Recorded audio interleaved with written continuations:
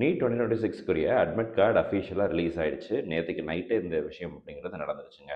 So இது வரைக்கும் நீங்கள் அட்மிட் கார்டு டவுன்லோட் பண்ணலை அப்படின்னா NEET.NTA அந்த அஃபிஷியல் வெப்சைட்டில் நீங்கள் லாகின் பண்ணீங்க அப்படின்னா உங்களுடைய அப்ளிகேஷன் நம்பர் அண்ட் உங்களுடைய பாஸ்வேர்டு இதை நீங்கள் கொடுத்துட்டு லாகின் பண்ணும்போது உங்களுடைய அட்மிட் கார்டை நீங்கள் டவுன்லோட் பண்ணிக்கலாம். It will be a 3 page PDF. 3 page அதில் இருக்கும். இந்த 3 பேஜுமே நீங்கள் பிரிண்ட் அவுட் எடுக்கணும். எப்படி இதை ஃபில் பண்ணுறது அப்படிங்கிறத பற்றி டீட்டெயில்டாக ஒரு வீடியோ நம்மளோட யூடியூப் சேனலில் ஆல்ரெடி போஸ்ட் பண்ணியிருக்கேன். அந்த வீடியோவை செக் பண்ணி பார்த்துருங்க. அட்மிட் கார்டில் மிக முக்கியமான சில விஷயங்களை சொல்லியிருக்கிறாங்க. உங்களுடைய பாஸ்போர்ட் சைஸ் ஃபோட்டோ நீங்கள் அங்கே ஒட்டணும். லெஃப்ட் ஹேண்ட் தம் இம்ப்ரெஷனை ஹரிசாண்டல் பொசிஷனில் வைக்கணும். வெர்டிக்கலாக இல்லை, ஹரிசாண்டல் பொசிஷனில் வைக்கணும். At the same time second பேஜில் நீங்கள் உங்களுடைய போஸ்ட் கார்டு சைஸ் ஃபோட்டோவை பேஸ்ட் பண்ணணும். எக்ஸாமினேஷனுக்கு போகும்போது ஒரு அடிஷ்னல் பாஸ்போர்ட் சைஸ் ஃபோட்டோகிராஃப் எடுத்துகிட்டு போகணும். அண்டு கரெக்டான டைம், ரிப்போர்ட்டிங் டைம் மென்ஷன் பண்ணியிருக்காங்க. எந்த சென்டர் அப்படிங்கிறத மென்ஷன் பண்ணியிருக்காங்க.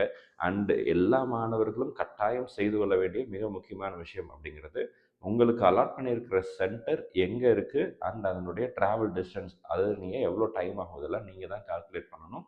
ஒரே பேரில் சில சென்டர்ஸ் இருக்கலாம், சரிங்களா? ஒரே லொக்கேஷனில் கூட பக்கத்தில் வேறு வேறு சென்டர்ஸ் இருக்கலாம். நம்மளுடைய ஸ்டூடெண்ட்ஸ்லேயே சில பேர்த்துக்கு பார்த்தீங்கன்னா சென்டர் பி, சென்டர் ஏ, சென்டர் சி அப்படின்லாம் ஒரே காலேஜில் 3 டிஃப்ரெண்ட் கேட்டகரிஸ் அப்படிங்கிறது இருக்குது. 2 டிஃப்ரெண்ட் கேட்டகரிஸ் அப்படிங்கிறது போட்டிருக்கிறாங்க.